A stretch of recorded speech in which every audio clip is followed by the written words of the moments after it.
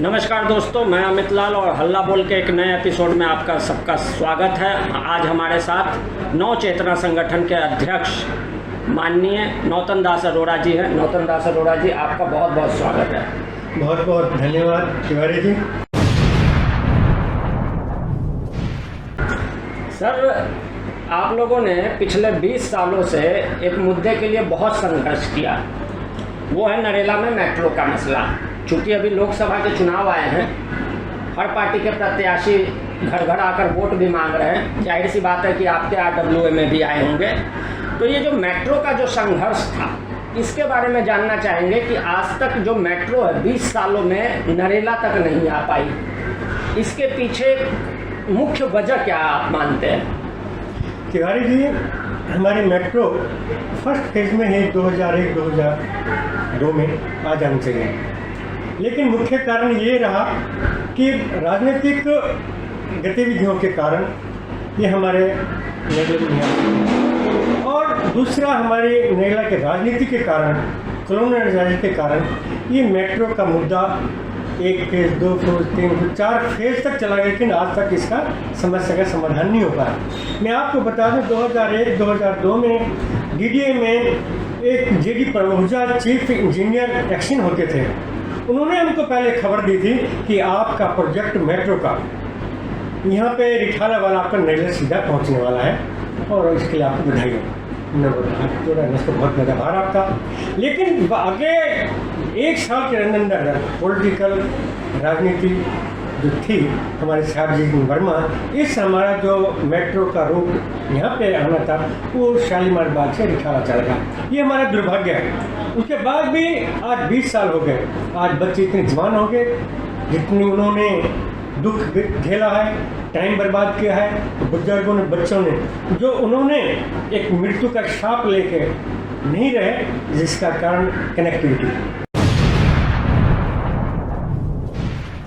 अच्छा, एक सवाल है, जैसे अभी आपने बताया कि कॉलोनाइजरों को जहाँ तक समझा जाता है कि मेट्रो की सुविधा से फ़ायदा ही होता है, तो नरेला के जो कॉलोनी काटने वाले जो है माफिया, जो कॉलोनाइजर कहे जाते हैं, जो कॉलोनियाँ बसाते हैं, उन लोगों को मेट्रो से परहेज क्यों है? मेट्रो से परहेज नहीं है, उससे प्यार है। गवर्नमेंट की इच्छा थी कि ज़्यादा से ज़्यादा नरेला एरिया को कवर करें, पेट्रोलाइजेशन सवारियाँ बढ़े, लेकिन हमारे यहाँ जो राजनीतिक जी कॉलोनाइजर थे वो चाहते सीधा जहांगीरपुरी से नरेला तक आ जाए, 10 मिनट में पहुँच जाए। लेकिन गवर्नमेंट का आइडिया है कि ज़्यादा से ज़्यादा लोगों को उसका लाभ पहुँचे। हमने काफ़ी हज़ारों सैकड़ों लेटर लिखे, हमारे राजनेता जो यहाँ के हैं उन्होंने भी कितने 60-70 RWA कॉन्टैक्ट भी किया, उनकी रिक्वेस्ट भी ली, वहाँ पर पहुँचाई। लेकिन जो सरकार की इच्छा थी ज़्यादा से ज़्यादा लोगों को ज़्यादा ज़्यादा एरिया कवर करें मेट्रो को और उसका विकास हो, लेकिन यहाँ के कॉलोनाइजर ने राजनीति की कमजोरी की वजह से ये हमारी मेट्रो लेट होती चली गई। अब हमको उम्मीद है, हम पीछे गए थे साउथ ब्लॉक में, उन्होंने कहा कि हमारी जो आपकी फाइल है वो आपके PM हाउस में चली गई और जल्द ही जल्दी इसमें आपका अनाउंसमेंट हो जाएगा। लेकिन ये 20 साल हो गए, अनाउंसमेंट कब होगा कुछ नहीं कह सकते हैं। अभी हमारे आज में इलेक्शन चल रहा है, हमारे राजनेता विश्वास दिला रहे हैं आपको जो है मेट्रो लाएंगे, इधर ले जाएंगे, उधर ले जाएंगे, गौने से बाहर उधर ले जाएंगे, कंझावा साइड ले जाएंगे, अलीपुर से पल्ला ले जाएंगे। अरे बाबा, पहले नरेला तक कब तक ले जाओगे? आप अपनी स्वार्थ वोटों की राजनीति से आप भ्रम पैदा कर रहे हैं। पहले कहो कि हम नरेला पहले मेट्रो लाएंगे, उसके बाद आपके पल्ला भी ले जाएंगे, भागदरगढ़ भी ले जाएंगे, नजफगढ़ भी ले जाएंगे, कंझावला भी ले जाएंगे। लेकिन एक मुद्दा पकड़ो, एक लाइन पकड़ो, एक आवाज़ दो, ताकि मेट्रो यहाँ तक आ जाए, ताकि जो अभी तक लोगों ने नुकसान सहन किया है उसको अब आगे मत बढ़ाओ। अच्छा अरोड़ा साहब, एक सवाल और कि जो दिल्ली सरकार है उसे भी मेट्रो की परियोजनाओं में अपना हिस्सा देना होता है। पीछे सुनने में ये आया है कि दिल्ली सरकार अपना कट देने को तैयार नहीं है, जिस वजह से कि ये परियोजना अधर में लटक गई है। आपके पास क्या जानकारी है? क्या वास्तव में दिल्ली सरकार की तरफ से कोई देरी हो रही है या मामला केंद्र के ही पाले में है? आपको मैं सच्चाई बताता हूँ। दिल्ली गवर्नमेंट ने पैसा देना था, वो उसकी वजह से मेट्रो लेट भी हुई, इसमें कोई दो राय नहीं है। लेकिन सुप्रीम कोर्ट के ऑर्डर से कि दिल्ली सरकार ने पैसा जमा करा दिया है। हम जब ऑफिस में गए तो उनका पैसा दिल्ली सरकार ने दे दिया। अब सिर्फ इम्प्लीमेंटेशन का टाइम है। जो प्रोजेक्ट बोर्ड है उसकी अप्रूवल होनी है, उसके बाद आपको मेट्रो हम अनाउंस करते हैं। तो मेट्रो की तो चलिए एक परिवहन सुविधा के लिए आपको एक उम्मीद भी जगी है कि अब इस लोकसभा चुनाव के बाद कुछ अच्छा हो जाए। मेट्रो के अलावा भी नरेला में कई बुनियादी समस्याएं हैं, जैसे बस टर्मिनल का नरेला से बाहर न जाना, सब्जी मंडियों का नरेला से बाहर न जाना, नरेला का बाईपास रोड जो इनर सर्कल है जो सारे गांवों को जोड़े। इन सारी बुनियादी सुविधाओं को लेकर आपके पास क्या जानकारी है कि बुनियादी सुविधाओं को विकसित करने के लिए क्या सरकार की तरफ से कोई कदम उठाया जा रहा है? तिवारी जी, बुनियादी जो यहाँ पे समस्या है उसका एक भी समाधान नहीं हुआ। हम यहाँ करीब 1948 में आ गए, बुनियादी समस्याएं बढ़ती बढ़ती चली गई हैं। आज 5 साल से सड़कें नहीं बनी हैं, नालियाँ टूटी पड़ी हैं, पॉल्यूशन ज़्यादा है। कोई भी एमसीडी हो, दिल्ली सरकार ने यहाँ तक अभी तक काम नहीं किया। सच्चाई ये है, और इसके पीछे हमारी राजनीति विचारधारा की कमी है। सिर्फ सेंट्रल गवर्नमेंट ने 2 प्रोजेक्ट दिए हैं, होम्योपैथिक हॉस्पिटल और एनआईटी, और UER 2 ये बनने जा रहा है। इसके अलावा पिछले 70-75 साल में कोई डेवलपमेंट नहीं है। इसके कारण आज नरेला क्षेत्र की जनता बहुत दुखी है। वो एक बार तो उन्होंने, यहाँ की जनता ने, पूरे नॉर्थ वेस्ट एरिया के लोगों ने एक संकल्प ले लिया था कि हम आने वाले इलेक्शन में 1 वोट नहीं देंगे, नोटा का करेंगे प्रयोग। लेकिन लोगों समझदार है, उन्होंने कहा कि इसका असर लोगों को ये आवाज़ पहुंचाने के बाद भी, भूख हड़ताल करने के बाद भी, 70, 75, 80 साल के बुजुर्गों ने भूख हड़ताल भूखे रहने के बाद भी जो उनके कान में आवाज़ नहीं पहुंची है, इसको नोटा का इस्तेमाल करने में भी आवाज़ नहीं पहुंचेगी। जब तक कोई कंक्रीट कोई आंदोलन ना हो, तो आवाज़ ऊंचे तक नहीं जाए, तब तक समस्या को समाधान नहीं। अच्छा, आप लोग अपनी समस्याओं के लिए नेताओं के भरोसे ही बैठने वाले हैं, या जो अभी आपने कहा कि कोई कंक्रीट आंदोलन, क्या ऐसी कोई रूपरेखा आप लोगों ने बना रखी है कि आने वाले समय में हमें कोई बड़ा आंदोलन देखने को मिले? अगर ऐसा होने वाला है तो किस किस संस्था का आप लोगों को सहयोग मिला है, या किस किस ने आश्वासन दिया है? कुछ रूपरेखा के बारे में जनता को भी बताइए, ताकि जब मौका है तो जनता भी कंधे से कंधा मिलाकर खड़ी रह सके। तिवारी जी, मैं आपको एक खुशी खबर देना चाहता हूँ। आज की जो जनरेशन है, जो हमारी उम्र के हैं, शांति प्रिय हैं, लड़ना नहीं चाहते, झगड़ना नहीं चाहते, कुछ मारना नहीं चाहते, कुछ नहीं। लेकिन आज जो पंजीज और नव युवक आ रहा है, उनकी प्लानिंग अलग है, उनकी डायरेक्शन अलग है, उनकी सोच अलग है। वो कुछ करके दिखाना चाहते हैं। जैसे चेतना मंच है और नवयुवक हैं, वो अब इन्होंने संकल्प ले लिया है कि आने वाले समय में हम कुछ करके दिखाएंगे। और उसी के भरोसे आज जो बुजुर्ग जो बैठे हुए हैं उसको सलाम करता है कि ऐसी नौजवान आगे आए, इस नरेला का सुधार हो, इसका उद्धार हो। अच्छा, नरेला मेट्रो जो संघर्ष समिति जो है, उसमें अब क्या स्थिति है? आप लोगों का जो पूरा जो कवायद थी, जो आप लोगों का संघर्ष है, वो अब किस पायदान पर आप देख रहे हैं? अब हमें सेंट्रल गवर्नमेंट के OSD ने हमको विश्वास दिया कि आपका प्रोजेक्ट फाइनल स्टेज पे है, सिर्फ फाइनेंस मिनिस्ट्री की अप्रूवल जरूरत है। इलेक्शन डिक्लेयर हो गए हैं। इलेक्शन ख़त्म होते हमको लगता है कि अगले 100 दिन में, 4 जून से अगले 100 दिन में इसका अनाउंसमेंट हो जाना आवश्यक है, इतना हमको उम्मीद है। अच्छा, ये उम्मीद तो मतलब कि तभी संभव हो पाएगी ना जब बीजेपी की 400 सीटें पूरी हो जाएं, या दिल्ली के 7 सांसद जीत जाएं। अगर बाय द वे, जैसे कि अभी अरविंद केजरीवाल छूट कर बाहर आए हैं, अगर भाजपा को नुकसान हुआ तो कहीं उसका नुकसान मेट्रो में तो देखने को नहीं मिलेगा, क्योंकि जैसा आपने बताया कि अब गेंद अब केंद्र सरकार के पाले में है। आप क्या मानते हैं कि रिजल्ट का भी असर आप लोगों के मेट्रो पे पड़ेगा? बहुत इफेक्ट पड़ेगा। जितना अपने हमारे पीएम साहब ने फाइल अपने कंट्रोल में लिया, करीब देश के 1500 प्रोजेक्ट पीएम हाउस के अंदर उसके देख में चल रहे हैं। ओवर कॉन्फिडेंस ज़रूर है बीजेपी को। आज के टाइम पे कुछ नहीं कह सकते किसका पड़ा भारी हो जाए, लेकिन गवर्नमेंट बदलने से जरूर इफेक्ट होगा हमारे मेट्रो को। लेकिन फिर भी हम उम्मीद करते हैं कि हमारे प्रोजेक्ट के हित में गवर्नमेंट जो हमारा प्रोजेक्ट है उसको इम्प्लीमेंट करें, जरूर से जल्दी अनाउंस करें। अच्छा, एक अनाउंसमेंट से बार अनाउंसमेंट शब्द से एक बात याद आती है कि जब उदित राज सांसद थे बीजेपी की सीट से, बीजेपी के टिकट से वो यहाँ सांसद रह चुके हैं, तो उन्होंने शायद सिरसपुर गांव में नींव का पत्थर रखा था, तो घोषणा तो उन्होंने भी की थी।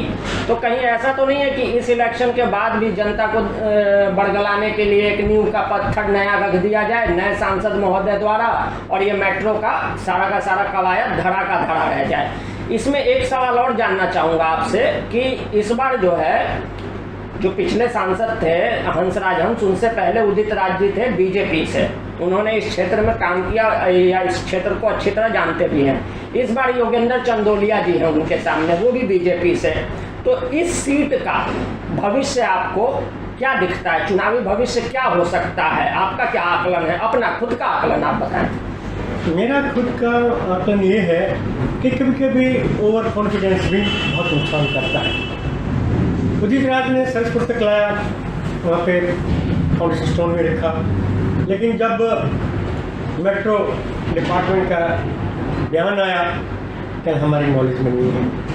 ये कभी कभी राजनीति जो करते हैं जनता को बहुत धोखा देते हैं। जो है सच्चाई बोलो। चंदोलिया साहब से विश्वास है कि वो ग्राउंड से जुड़े हुए हैं, उनको बहुत एक्सपीरियंस भी है।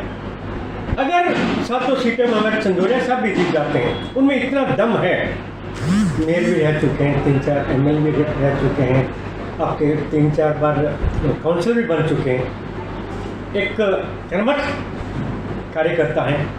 हमको उम्मीद है कि पोजीशन कोई भी रहे, हमें उम्मीद है कि चंदोलिया साहब जरूर इसके लिए कोशिश करके जरूर सफल होंगे।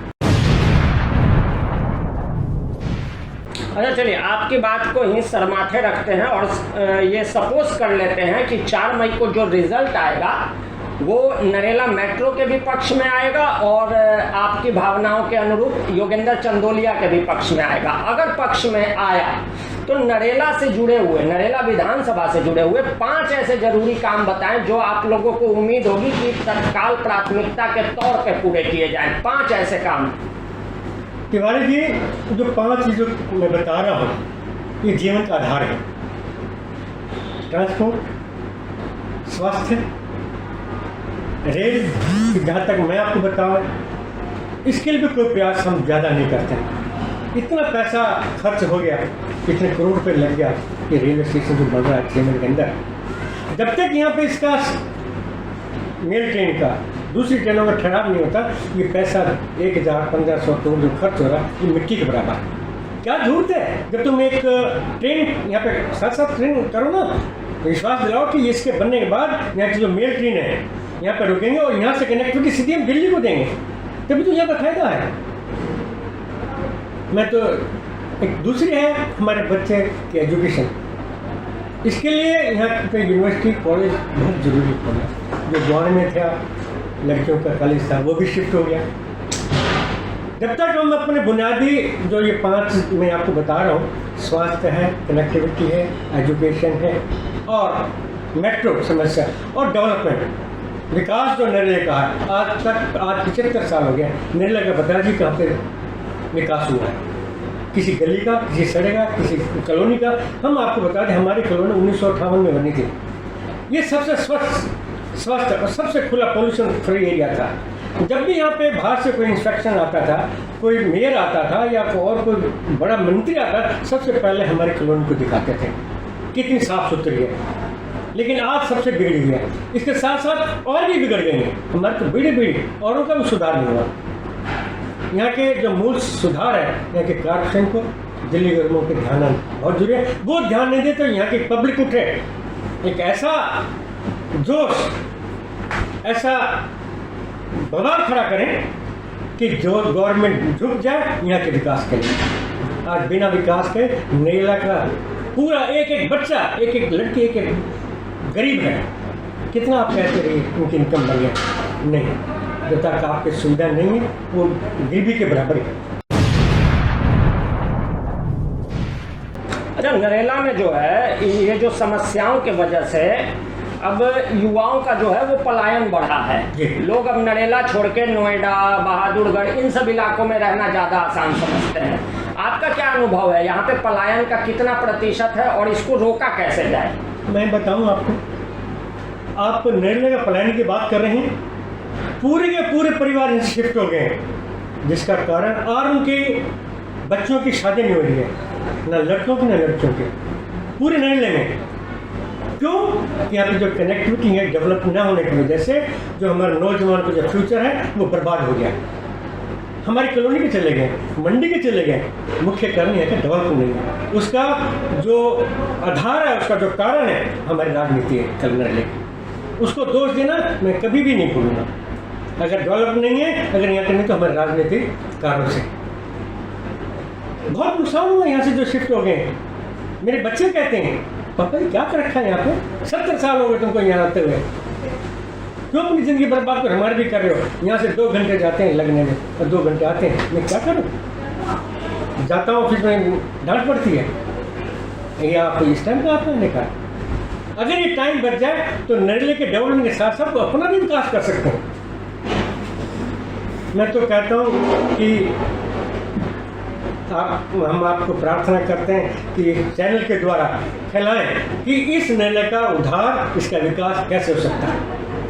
मैं तो ये कहता हूँ ये जो आने वाले पंजीरी है ये उठे, इनमें दम है, एजुकेशन है, विचार है, धारा है, बदली है। हमारे जो संस्कार जो पहले थे संस्कार हैं, लेकिन जो कार्य करने की जो शक्ति इसमें आने वाली जनरेशन में जो आजकल हम बच्चों नहीं है, वो बहुत कुछ कर सकते हैं। इनको आह्वान देना बहुत जरूरी है। उठो भाई, कब तक सोओगे?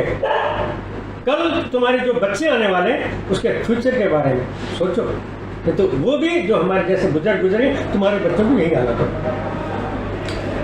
आपका बहुत बहुत धन्यवाद नौतन दास जी, आपने बहुत कुछ बताया आज पब्लिक को, और ख़ास करके जो आपने आह्वान किया है उसके लिए आपका विशेष आभार। बहुत बहुत धन्यवाद तिवारी जी, बहुत बहुत शुक्रिया। मैं तो चाहता हूँ चैनल को इस तरह से बढ़ाएं, यहाँ के और जो नदियों को आप आह्वान करो, वो आपके कैमरे में आए, वो क्या करना चाहते हैं, क्या सपोर्ट चाहते हैं पब्लिक का, आपका, उनको आह्वान करो भाई। हमारा क्या है, आज है कल नहीं है, आप उनको उठाओ भाई। कब तक सोओगे? नहीं तो नरेला के उद्धार नहीं हो सकते। तो दोस्तों, ये थे हमारे साथ नव चेतना संगठन के अध्यक्ष नौतन दास अरोड़ा जी।